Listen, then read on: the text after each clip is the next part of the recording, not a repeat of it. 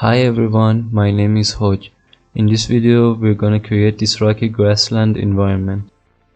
We will cover topics such as how to light your environment with lumen, creating and animating a camera inside of sequencer, and learning how to place and render foliage so that it looks realistic.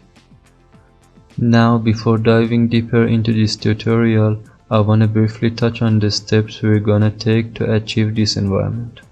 Creating an empty level and adding the basic lighting, creating the landscape, placing the rock and cliff assets, using the foliage tool and scattering the foliage, finalizing the lighting and creating the mood for the render, setting up the camera animation in sequencer, rendering the animation using the movie render queue, and using DaVinci Resolve to edit and color grade the animation a little bit. So without further ado, let's get into it. When you open Unreal Engine 5, you'll be prompted to either open one of your recent projects or create a new project. For this project, I'm going to use the game template with the third person level. Turn off starter content. I'm not gonna use ray tracing in this tutorial, but it's better to turn it on if your GPU supports it. I'm gonna set the project location, give it a name, and then press create. Once I'm in my project, I'll go to settings, project settings, search for virtual texture, and check enable virtual texture support. Now I've already enabled it. After enabling it, the project needs to be restarted. It's going to take some time compiling textures and preparing the project before it opens again. After the project is open, I'll go to File, New Level, and create an empty level. And first of all, I'm gonna save it. I'll then create my basic lighting using the environment light mixer.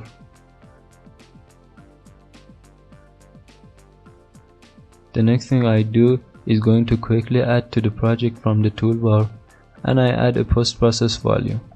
The first thing I'm gonna do inside my post-process volume is set it to affect the whole world, and for that, infinite extent should be enabled. If we do not check it, the post-process volume will only apply to our scene when we are inside of it. And now the post-process volume is being applied to the entire scene regardless of if I'm inside it. Then I'm gonna fix my exposure. Type in exposure, then clamp the min and max to a value of 1. After our basic lighting has been established, it's time to start creating our terrain.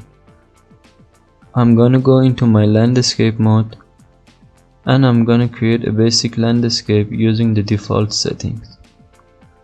Then go to a sculpt mode and sculpt my landscape using an alpha brush. I've put the link to the free landscape alpha brushes in the description below. I'm gonna change the tool strength and brush size parameters to create the landscape.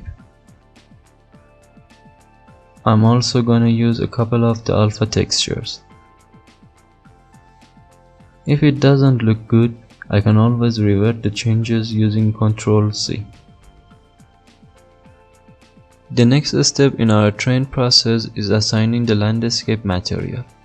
Now I've gone ahead and created a landscape master material. You can get it for free from the link in the description. After adding the master material content to the project, right click on it and select create material instance. I'll open the material instance and close all the tabs. I want to use the auto material.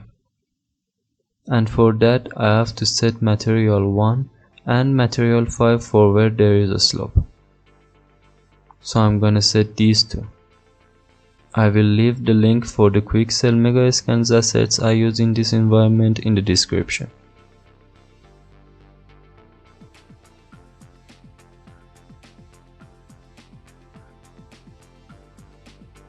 Now let's assign the material to the landscape. Then go to landscape mode, paint, and create layer info for the material layers.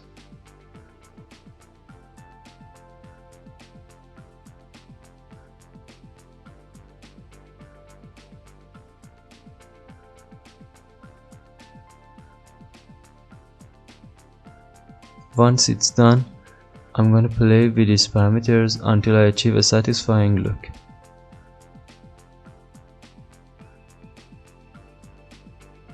This part is basically trial and error.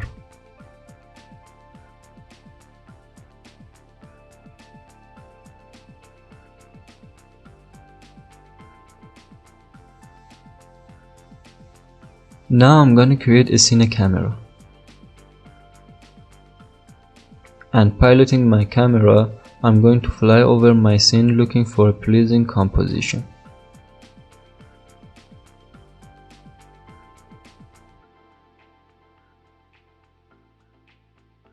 I'm also gonna make my focal length wider. 25 is good, I think. I'm going to bring a mannequin into the scene. Then pilot my camera to find a composition I like.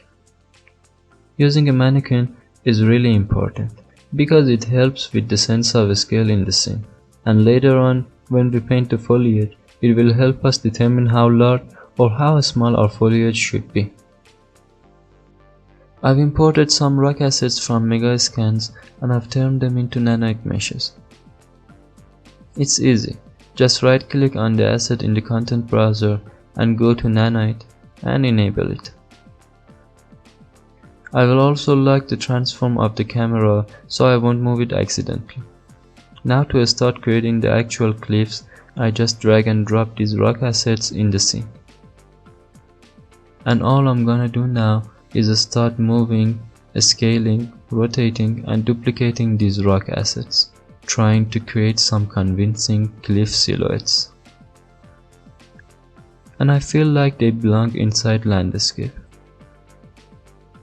So this can be a fairly back and forth process, trial and error until you get something that's looking pretty good. And don't worry too much about scaling unrealistically. It really is all about the final result and how the meshes are blending together. But it's a lot of fun to actually create kind of unique new cliffs out of a bunch of separate small rocks. And it's really rewarding when you get that kind of blending nicely with the landscape, and it's hard for someone to pick out where the landscape begins and where the cliff ends. Now I have my camera view open on my other monitor, so I'm placing the rocks based on the view from the camera. So as you can see, it's fairly self-explanatory. It's just moving, scaling, rotating. No tricks or anything like that. Just a matter of kind of picking out interesting looking shapes. It's important to kind of hide the seams until you're getting this natural looking result. It's just a matter of playing around and seeing what is working and what isn't. It's easy to see what's looking good after you compare 3 or 4 different versions, and it's usually fairly simple to pick out one that looks best. So I'm just kind of finding these spots that are weakest and moving new copies over. When you rotate them around, you basically get a new side of the rock that is not already visible to someone who is looking at this cliff as a whole. They're not gonna realize that it is the same rock duplicated. It's gonna look like a different part of the cliff and nothing more. So don't worry about copying the rocks a lot.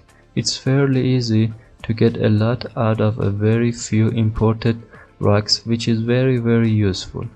So start with as few as you can and then build them up if you feel like you need more new shapes.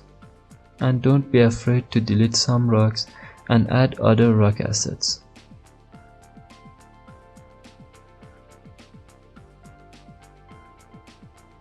Alright, so after a bunch more scaling, rotating and moving, I've come up with a layout that I'm happy with.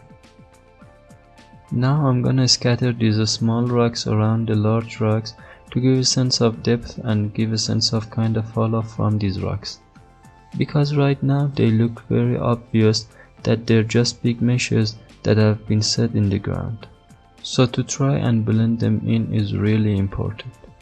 I open up the foliage painter tool which although is used for foliage, is also really useful for painting smaller meshes around as well, as hand placing a lot of small meshes is gonna take a long time.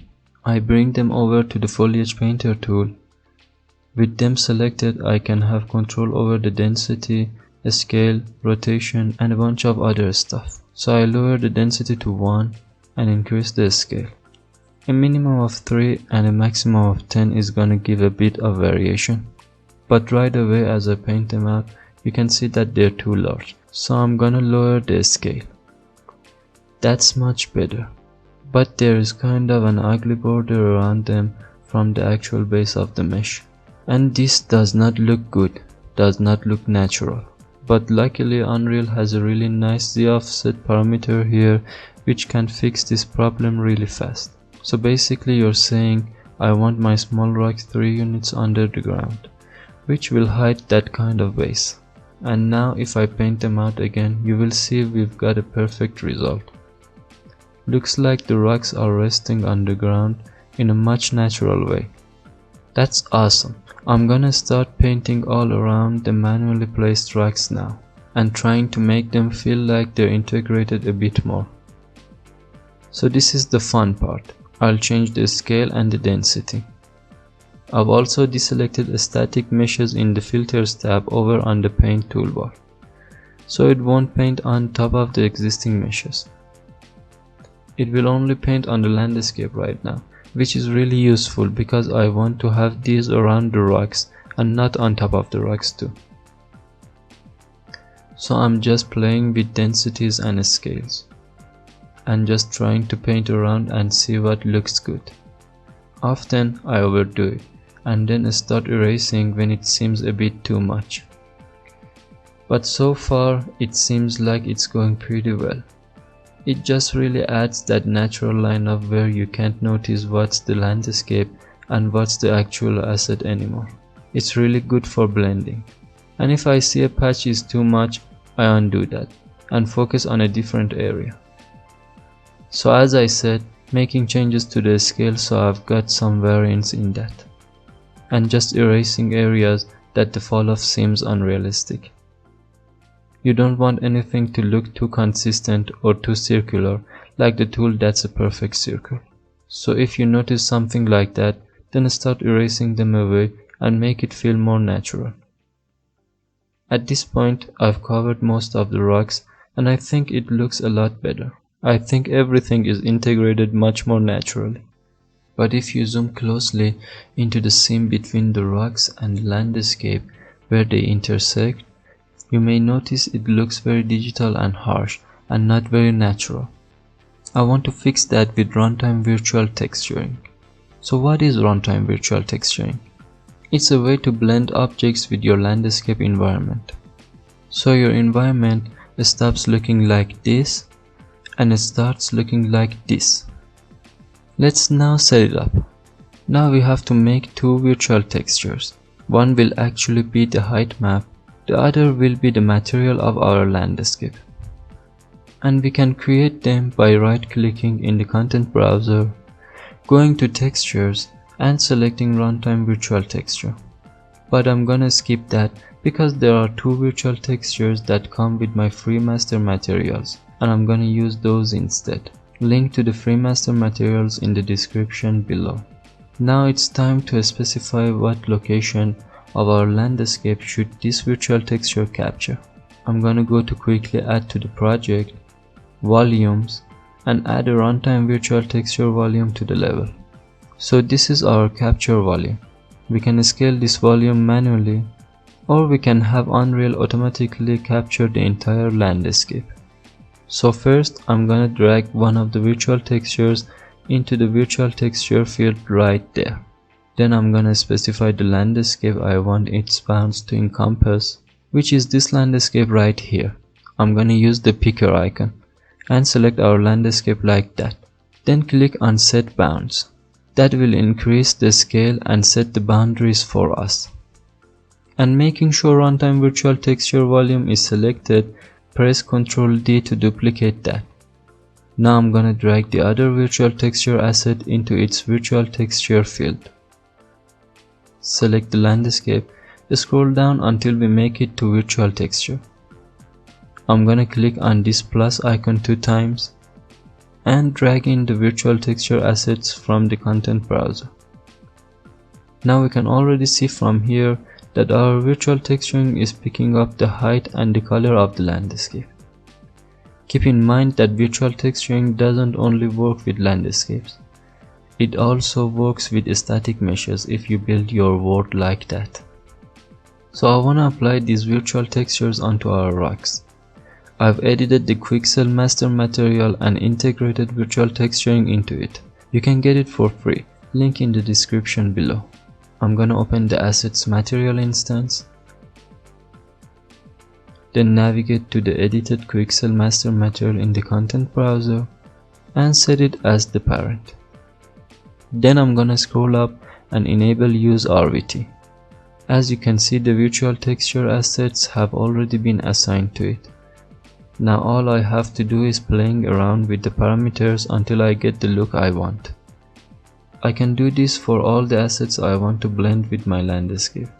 Just change the master material, enable RVT and play with the parameters.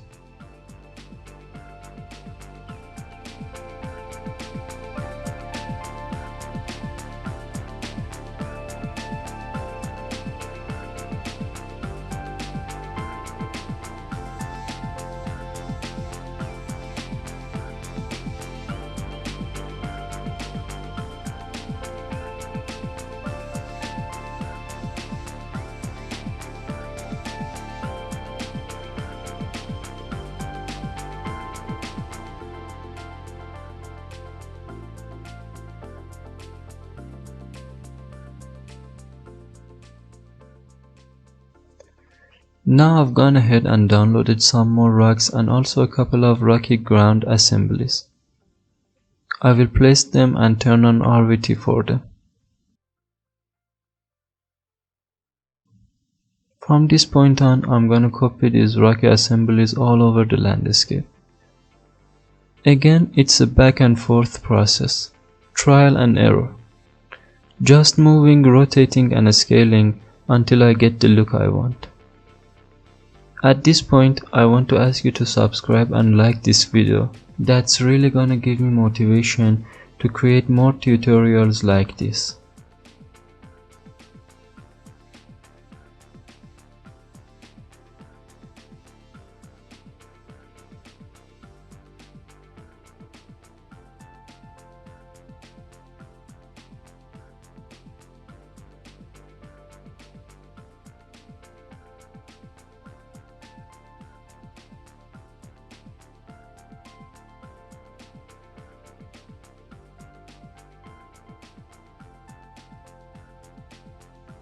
Okay, I'm gonna paint some more small rocks with the foliage tool.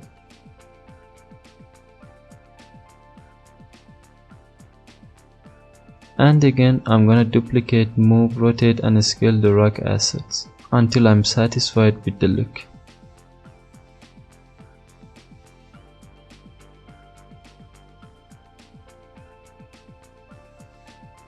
Now I'm gonna change the albedo controls of some of the rock assets to integrate them better with the other rocks and the environment.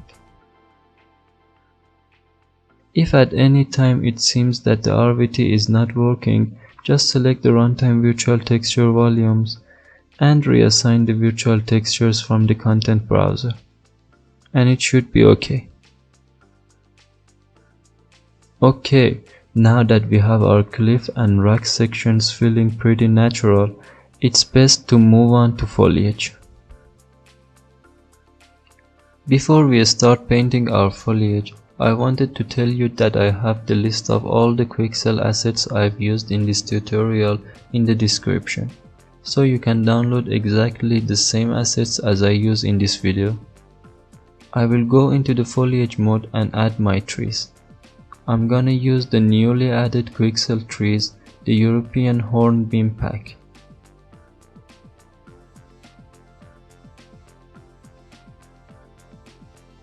This process usually takes some trial and error trying to find the correct size and density of the trees. I'm gonna set the scale, A value of 0.8 to 1.2 usually works good with trees. And I'm going to paint down my trees with the single foliage mode, because I don't want dense tree sections in my grassland.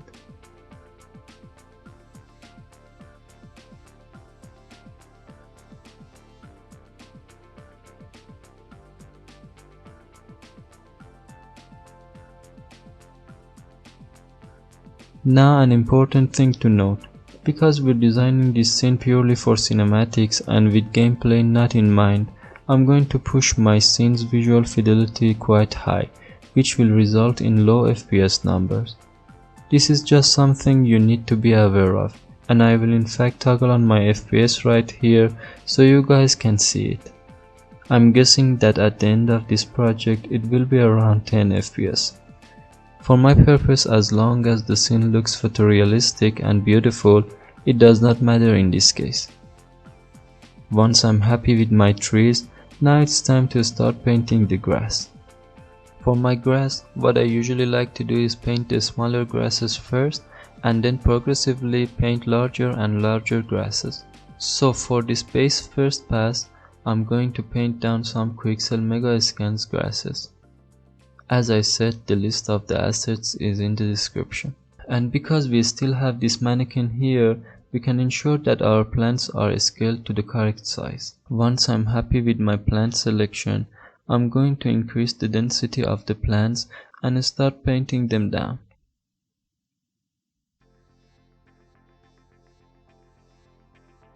If the plants are too bright, I'm just gonna open the material and change the translucency and color overlay parameters, and maybe change some of the other parameters too.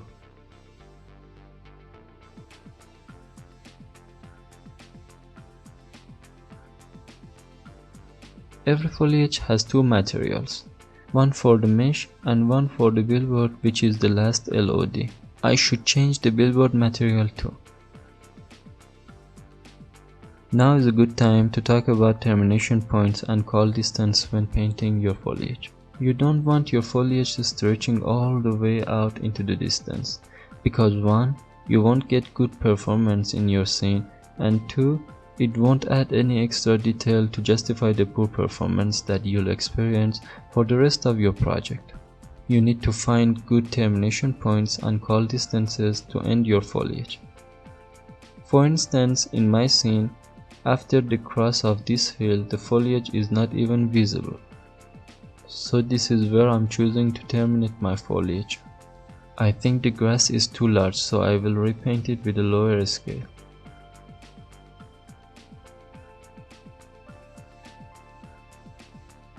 And tone down the color variation a little bit. Now that I'm happy with my base covering of foliage, I'm going to increase the size of my plants and go back over for a second pass for some height variation. And an important thing to remember when painting foliage, as the size of the object increases, the frequency of it decreases. So as a general rule of thumb, smaller grasses will be more numerous around your scene, while larger grasses will be less numerous. This process is very similar to painting the trees. It's just trial and error. Once I'm happy with the grass in my scene, I'm gonna paint in some clovers and some flowers throughout. It's also important during this step to consult with your reference. Look at how plants are clustered. Figure out what species of plants grow in your environment, where they grow, how they grow. All these little details are very important in recreating nature.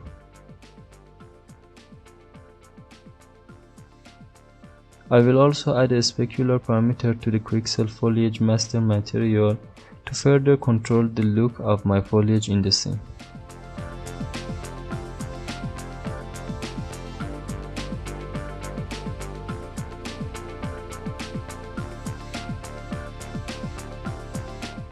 Now let's paint the flowers.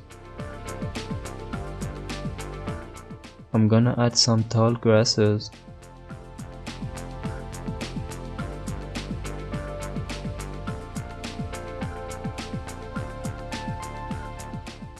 and I start to clear out some space from under the trees. I'm gonna paint some dead dry grass and twigs there, because we wanna have a nice variation from the healthy dense grass that's in the direct sunlight, and then have some kind of more dead foliage under the shaded areas of the trees. So when I paint this dense dead grass, we get this really nice fall off from the healthy area into the dense area, and it ends up looking really natural. Finally, to add that little extra bit of depth, I'm going to grab some twigs and scatter them around also. As I start painting, you'll see how fast it is to get a convincing result. Just that really natural blend between the grass and the twigs kind of poking out. It really sells that effect of undergrowth. I'm gonna enable that checkbox to paint over static meshes, which will in this case allow you to paint twigs on top of the rocks if you wanted to add a little more depth. It can be a bit hard to find a really natural looking result, but it can be really powerful scattering little twigs and pebbles on top of the rocks just to give a little extra kind of weight to them, make them feel like they blend in a bit more. Again, if I feel like something's a bit of overkill, I'll just erase them.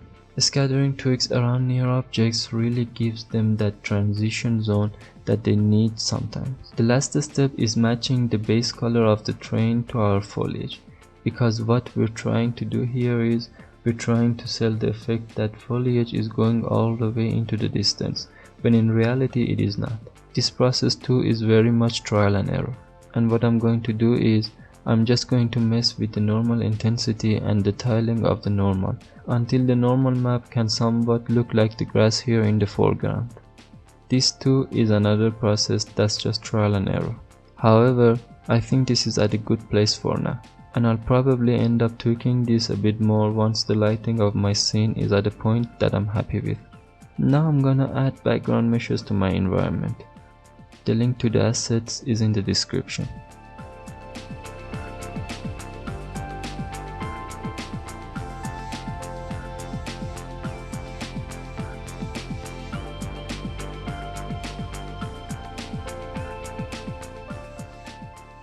And I'm gonna paint some trees on them.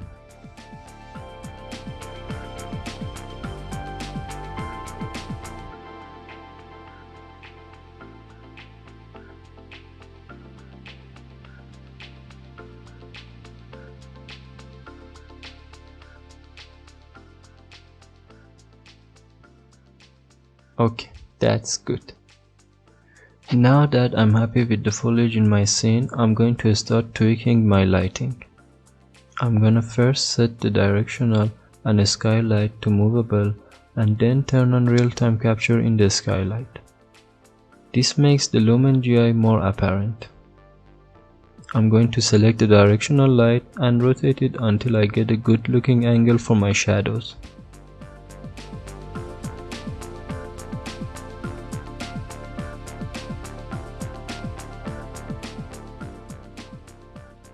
We can even change the light color if we're looking to create a specific look in our scene. Now I want volumetric fog, so I'm gonna select the exponential height fog, go down to volumetric fog section and enable it. I'm also gonna play with the fog density. It's just trial and error to get the result we want. Volumetric fog albedo is another parameter that we can use to our benefit. Now with this lighting, it's already looking so much better. I'm getting a lot more contrast and highlights in my plants. I have deep shadows stretching over my terrain. It's looking really nice. So I've done some more set dressing in my environment and I'm happy with the results. And I've added some snowy mountains in the background. At this point I'm going to do some basic color correcting to my scene before rendering and bringing it into DaVinci Resolve. I'm going to go into my post-process volume, collapse lens, and here you can see color grading. So at this step I'm gonna go by what kind of feels right. I'm going to start by adjusting my white balance. I'm also gonna turn down my saturation ever so slightly and add a little bit of contrast. I'm going to lift the gain of my scene a little bit just to make it a smidge brighter. I'm gonna add a little bit of bloom to the scene, change the method to convolution and adjust the intensity until it looks good. Keep it subtle. I'm gonna increase the lumen global illumination parameters, and I don't believe that I'm gonna touch any of my film settings. And that's all the color grading that I'm going to do. Now that my color grading is at a point that I like, it's time to create an animation sequence, add our camera to it, and animate our camera. So the first step is creating our animation sequence. I'm going to right click, find animation, and go down to level sequence. I'm gonna name it. From there I'm gonna open it up, tag it next to content browser, and then add my Cine camera to it. Now you notice that while I've been working, I've had my Cine camera locked. That way I can't accidentally move my camera. In order to unlock it, I'm gonna right click, go to transform, and uncheck lock actor movement.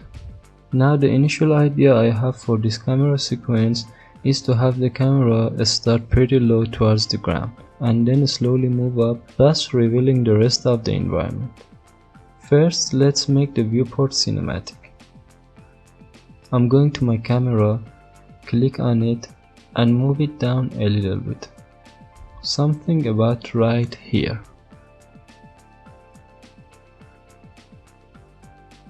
I noticed that there is no grass under the camera, so I'm gonna paint some here. Okay, for now I'm just going to keyframe my location and my rotation. Then I'm gonna change the FPS from 30 to 24. 24 is more cinematic. It's also less frames that we have to render out. Then go to show time as and select seconds. I want my sequence around 10 to 12 seconds long, which is the span of my timeline. These brackets control how long my animation actually is, and I'm gonna move this one to the end of the animation. So now we have a 10-second long animation. I'm gonna go to the end of my animation, and I'm going to make sure that I'm on a very low speed, and I'm going to just move my camera up ever so slightly, then keyframe my location and rotation. Now let's see what that looks like. There we go. We can see that our camera is now moving upwards. Now that's not too bad, but to spice things up, I'm gonna add some camera shake. So in order to create our camera shake, we're going to go back into our content browser. Right click and select blueprint class. From here we're gonna toggle this down, and I'm gonna type in shake.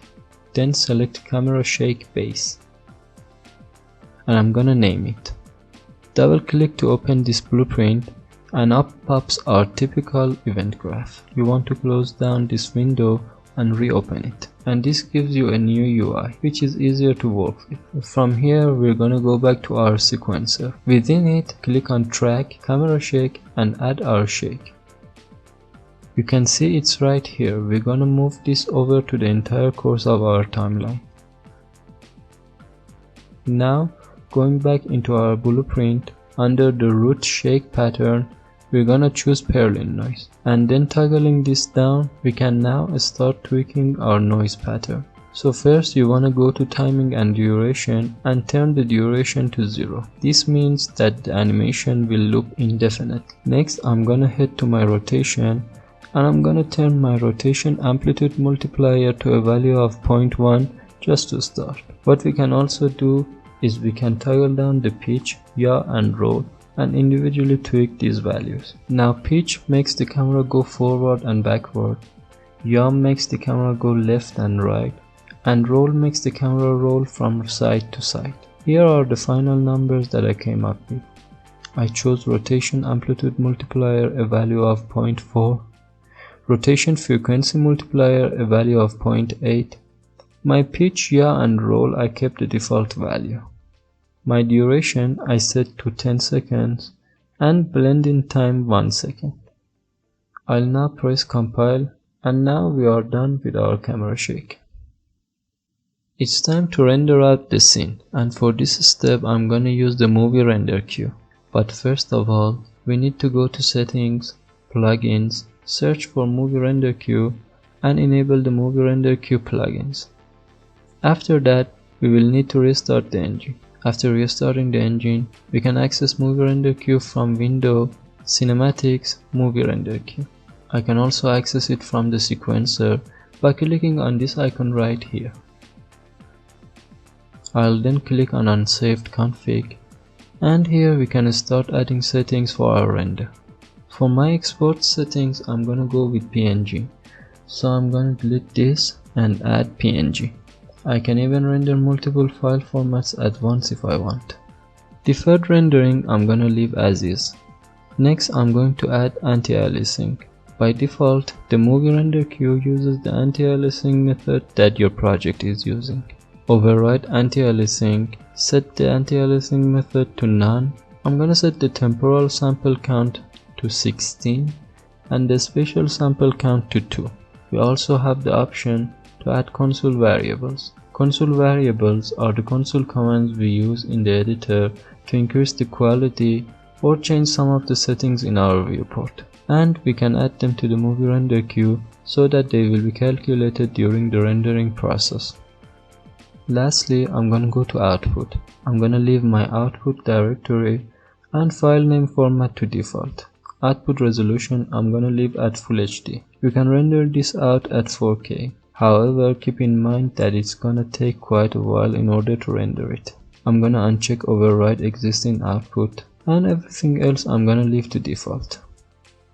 After we change everything we want, we can save it as a preset. Now I've already created 2 presets for myself, one low quality and one high quality. The low quality one I use for testing and the high quality one I use for the final render. You can choose the presets from here. Let me show you my presets. You can pause the video and copy my settings if you want, or you can download them for free from the link in the description. After that, I'm going to click Accept and Render Local. Once our frames have been rendered, click here to open their location. Now it's time to bring them into DaVinci Resolve for our final step, color grading. For those who don't know what DaVinci Resolve is, it's a one-stop shop for everything related to video editing, color grading, sound editing, and all sorts of stuff. DaVinci Resolve is a fantastic tool, and it also has a very good free version. The pages we're gonna use are the edit page here, the color page, and the delivery page. So first let's go to File, Project Settings. We can set the resolution of our project. The important thing is the Color Management tab on the left hand side. We're gonna set the color science. We're gonna select the latest version of the ACES here. We're gonna set the ACES output device transform to Rec 709. And that's all we need to do. Save and we're ready to go. Now let's import our renders. On the left hand side of the edit page we have the media pool, and this is where we're gonna import our shots. I'm going to import the image sequence that we rendered out of the Movie Render Queue by dragging and dropping it into the media pool. For those of you wondering how we convert image sequences into a video file, this is how. DaVinci Resolve is gonna understand that this is a sequence. Now if the colors look wrong, that's normal. Just right click on the clip, ACES Input Transform, and select sRGB. And now that looks better. I'm also gonna right click on the animated short, clip attributes, and change its frame rate to 24. Now we can drag and drop our shot into our timeline like this. And we have our entire animated short in here. Okay, I'm gonna navigate over to the color page. The beauty of working in DaVinci Resolve is that it's a node-based system. It's non-destructive. Kinda like layer-based editing, but better. Here we have the main node and everything happens from left to right. We can go ahead and add another node by the Alt-S shortcut to make another character node. Here we have our timeline. At the bottom here we have the color wheel. It might seem a little intimidating, but don't worry, it's really simple to understand. Lift will adjust mainly your shadows, gamma will affect mainly your midtones, gain will affect mainly your highlights, and offset will shift everything evenly. In the middle we have a histogram where we can adjust our image with the help of curves, like this. And on the right we have the waveform. And on the right side here we have the effect library. For this scene I'm going for something with a bit more contrast and a bit more punch. So I'm gonna name the first node contrast by right clicking on it and selecting node label. Then in the curve in the middle I'm going to adjust this like that. Just a little bit, don't go overboard. I'm gonna give it a subtle boost here and I'm gonna crank down the shadows over here. Now if you select your node and hit Ctrl D, you can disable it and enable it to toggle it on and off to get a better visualization of what exactly is happening. Next, I'm gonna hit the Alt S shortcut one more time, add a node label again and call it color correct. Let's go to saturation down here and turn it down from 50 to about 40. 43 is good. The cool thing in here is we can also change the color temperature a little bit. So if for whatever reason in Unreal you went way too far, we can kind of fix that in Resolve. Make it much more neutral again. So here in temp I'm going to adjust it and make it a little bit warmer maybe. I can make it much colder or much warmer if I wanted to. Before and after. Before and after. Next I'm going into my effects library and search chromatic aberration removal. This node allows you to add chromatic aberration to your video. Now I'm gonna keep the values very low here because I want it to be a very subtle effect. There is nothing worse than seeing a CG render with chromatic aberration all over it. It needs to be a very subtle effect.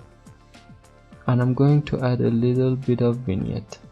Now of course you can add vignette in Unreal Engine.